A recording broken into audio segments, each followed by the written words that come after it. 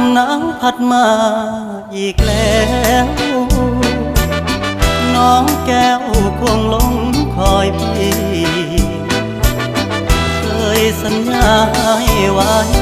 จะกลับไปหาคนดีโอ้น้องพี่คงจะกลัวลมหนาวพัดมาอีกคนหนาวกระมนหัวใจปวดยามหนาวมาห่างน้องเจ้าคงมองและรำครวญลมหนาวจะหวนกลับไปฟ้าเอ่ยโปรดเห็นฟ้าโปรดเป็นพยานให้ความรักยังไม่คลอนนิรันดร